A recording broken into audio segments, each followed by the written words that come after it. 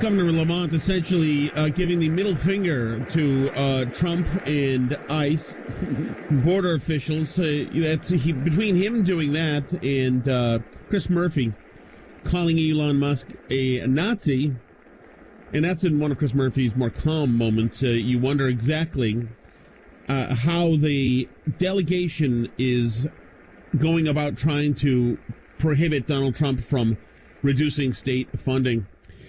Which is actually a good segue to State Senator Rob Sampson. Rob, thanks so much for joining us. How you doing? Oh, I'm doing great, Tom. Thanks for having me. My pleasure. Netherlands tells me we can't do your tax cuts because it's too volatile, because we don't know if Trump's going to cut state funding. But wouldn't you be a little more diplomatic to the president if you wanted to make sure you stayed on his good side? Yeah, clearly, if you were actually worried about making good policy and, respecting the interests of the many, many millions of people that you represent in the state of Connecticut. But in fact, I don't think they care about that. I think about, their reaction over the last couple of weeks since the president's swearing in has been nothing short of, out of control, reckless, fear mongering. They're flipping out effectively, Tom. I mean, that's the technical term.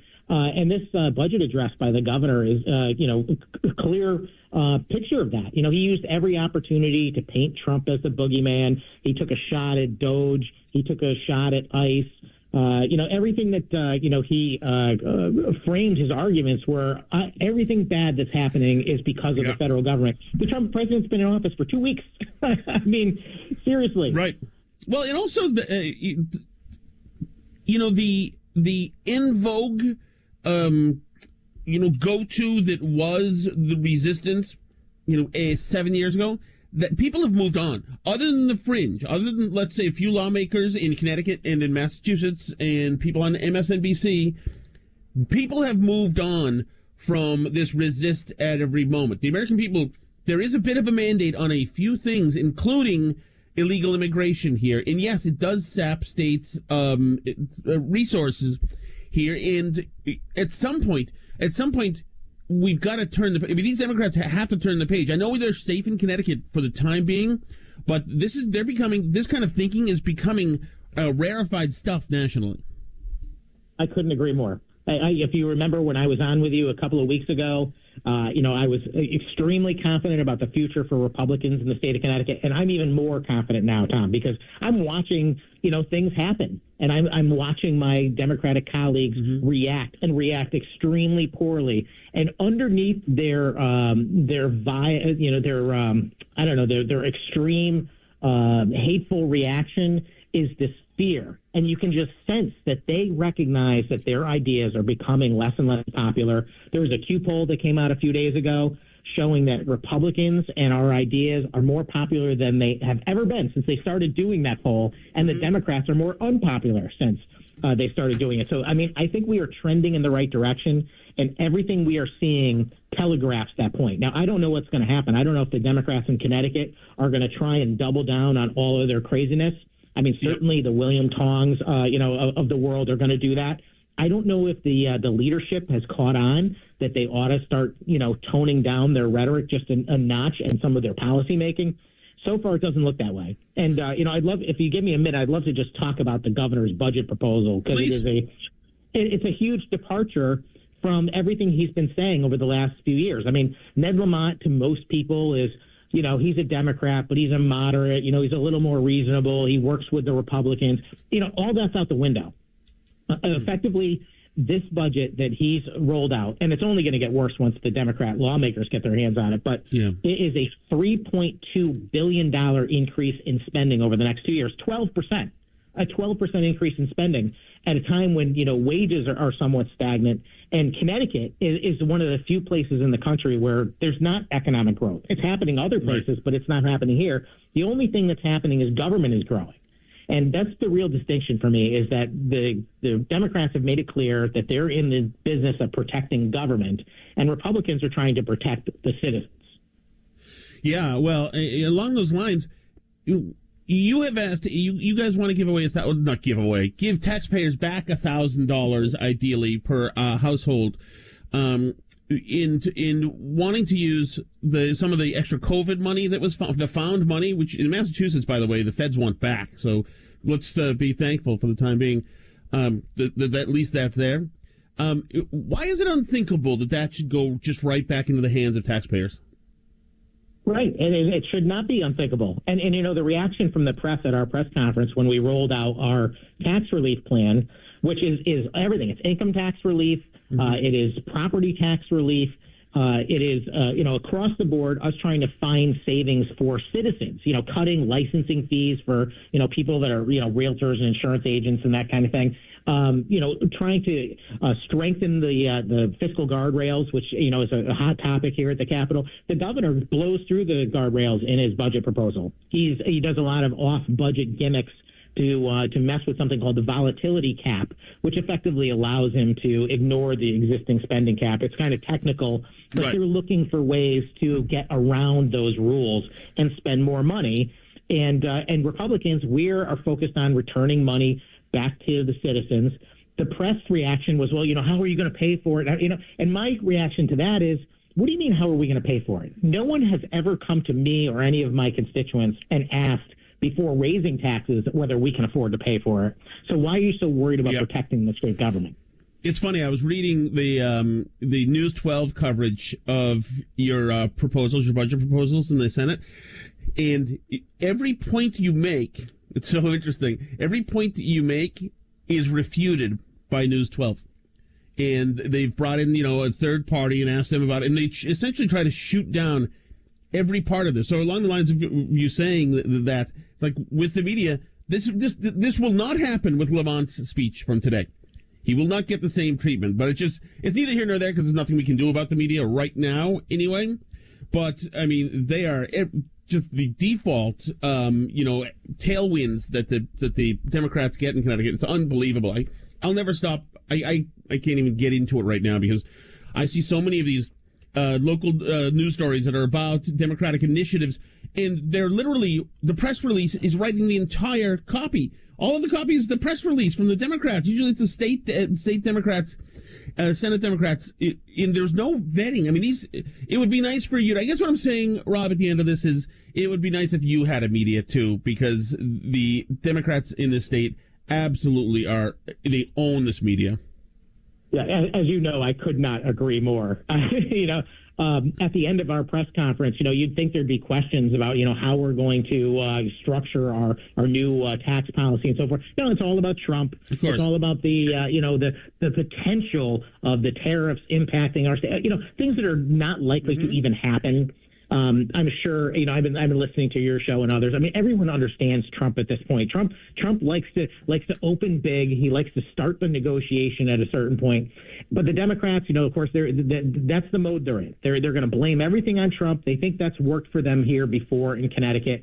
I don't think it's working anymore. And I think over the next several months, and I have great confidence in the Trump administration. The people I'm talking to love what he's doing. Absolutely love it. I love what he's doing. And I think that's going to translate into more Republican popularity in the state.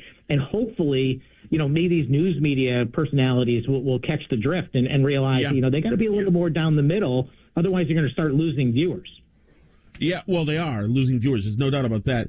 So, the Senate Republicans have said, okay, $1,000 extra per year. But really, if you look at it, most people have gotten a pay cut every year of the last 4 years due to inflation and other market realities, unfortunately. So most people have gotten a pay cut. State employees, of course, still get a pay raise built in. Now, you've asked, as part of your proposal, you would ask that the state raises get suspended? That is correct. Yeah, part of our package and how we're able to make up the funds in the state budget is by having a pay freeze in the CBAC agreement. And the reason for that is not because we're trying to assault the state workforce or anything like that. The fact is that they've had a 33% increase over the last 4 years, which I don't think is something that a lot of people in the private sector have experienced. While everyone else is, as you said, losing money because of inflation, the state has worked very hard to keep those state employees whole, but at the expense of taxpayers. And our suggestion is that it's time for the taxpayers who, by the way, we rely on to pay for state government. The Democrats seem to forget that. It's like, where do you think the money comes from for all of these projects? And our proposal is modest, to be honest with you, Tom. I would love to do much, much more. But we're trying to get a reasonable conversation with the majority here. If it was me running the state government, I would make massive changes. This is something that is achievable within the realm of possibility. And it's very sad to see the automatic reaction from the Senate Democrats to be that this is, easily, immediately dismissed and it's ridiculous and things like that. I mean, and they outright lie. They say that our budget or our tax cuts are for billionaires and things like that. It's not true. I'm actually, fighting with my colleagues because I think that the marginal tax rate changes we're making actually make our tax code slightly more progressive, which I don't agree with. But the fact of the matter is we're trying to provide actual tax relief to Connecticut citizens. We're trying to get rid of the public benefits charge for citizens. The Democrats have nothing. They have no plan. They have not come out with anything. And it's just symbolic of their interest is protecting government, and we're interested in protecting the people. Well, these energy bills are killing people, and people call me all the time. And actually, it's killing people, Democrats and Republicans, the benefits charge. And you would think at some point, wouldn't just if you're a cynical politician as a Democrat, wouldn't you want to at least be seeming like you're doing something to alleviate that pain? Something, or is there such a just a richness of blue votes that you never have to worry ever about anything? It's inexplicable. It really is. And, I'll tell you that is coming from the leadership here. That's where it's coming from. I talked to some of the rank and file Democrat lawmakers around the state, and they're getting the pressure just like right. I am, just like you're hearing about, and they don't know what to do because their leadership effectively is failing them. So they're left in the wind. And I think they're going to end up paying in the next election because they failed to hold their own leadership accountable and address this problem. But it's quite clear that Senator Looney and Representative Ritter have zero interest. They don't even want to take up a discussion about these things. I have a bill, Senate Bill 598, which was just remove the public benefits charge from the bill. That would mean things have to go through the budget process. You got to have a public hearing. You got to debate it. You got to decide if you keep it or not to stay under the spending cap. That's how it should be done to begin with. It seems pretty, obvious that is something that the vast majority of people across the political spectrum support. They won't even give me a hearing on the thing, despite the fact that thousands of people have actually written in asking for it at this point. They dismiss the people at their own peril. And thank you for pointing that out to the public on a day-to-day basis, that the Democrat leadership in the state is ignoring the voices of the people they represent. Not only, literally, Bob Duff is toggling on and off his viewers on X. He's blocking everybody and making all sorts of bobbing and weaving. It's amazing that these people only want the messaging to go one way. All right, Rob Sampson, hang on. I've got a couple of questions for you from listeners, okay? Oh, yeah, awesome. This does not represent how is Ben Proto doing? Well, I don't know that Ben Proto is the best leader that we could have for the state of Connecticut, but the issue has always been in most recent elections for our state party chairman is like, who is the alternative? And I'd like to see somebody who is, aggressive, somebody willing to take the Democrats to task, to stand on bold principles, and that's what I'm trying to do in my role in Senate Republicans is to make our party a party that stands for something that people in the state can identify with, and they say, oh, Connecticut Republicans are this. And that this is right. Good. It's bold, bright lines and conservative principles. There we go. Good. That's enough of the subliminal slam of Proto that makes people very happy here. The other thing is Themis Claridis donating to the mayor of Hartford. I cannot say his name. Thoughts on that? Are you bothered by that? And should we be? Of course I should be. And everyone should be. I mean, if you're supposed to be a standard bearer for the Republican Party in the state, what are you doing supporting people in the other party? I would never do such a thing, and I never have.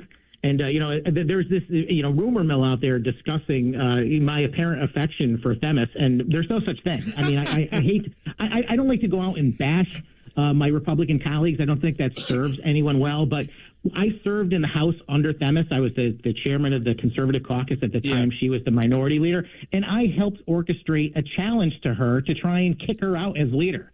Trust me when I tell you, there's zero love there. Themis, she has some positives. I mean, she has a strong voice. And, she can be, when she's fired up and passionate about something, as long as she's in the right, she can be very effective. But she's drifted on every issue. And my concern with her when I served in the House was that she was always willing to negotiate away any position of strength we had. I think she was a terrible leader, just to be frank. Here. Okay, let me go national again. What is your greatest hope from the Trump administration? Well, that's a good question. I mean, I want the Trump administration to succeed on everything that they have telegraphed is on the table, and particularly when it comes to shrinking government. If I had a criticism of Trump during his first term, is that he was a big spender. And, that is a big problem in our party. There is a conservative wing, which I'm certainly a part of. In fact, I fancy myself maybe the leader of the conservative movement in this state. And then the other wing of the Republican Party is people that are, soft, and they think that they can manage it better than the Democrats. Themis and Ben probably fall into that category, sad to say, more often than not. Trump, he was doing that last time. This time is a totally reinvigorated Trump administration with the Doge and Elon Musk and the actual attention to getting rid of the deep state, getting rid of spending, shrinking government. That's what we need to fix. Yeah, absolutely. I completely agree with you. I think the Doge thing, that there's these, 16, 21-year-old dudes hanging out with Trump, with Elon, sleeping over in these federal buildings, looking through all the files, et cetera. I think that's wonderful. It's beautiful. In the governor's speech today, he takes a shot at Doge. And if you're watching the speech, you'll hear one lone set of clapping hands, and that is me.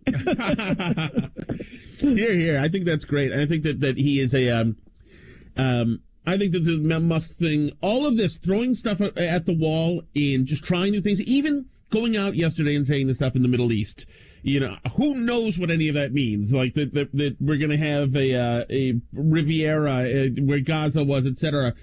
But it's a place where there's so many extreme and crazy things happening anyway that no rhetoric should be off the table.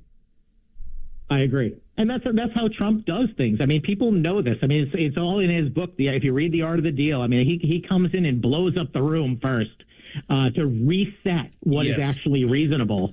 And that's smart tactics. In this building, and I have been here too long, I'm not the kind of guy who actually believes in staying in government this long. It's hard to leave when you're actually getting to a point of achieving things. Yes. But the fact of the matter is, in this building, Republicans for far too long have been defeated and conciliatory instead of trying to stand on their own and paint a different direction. And that's changing now, and I couldn't be happier about it.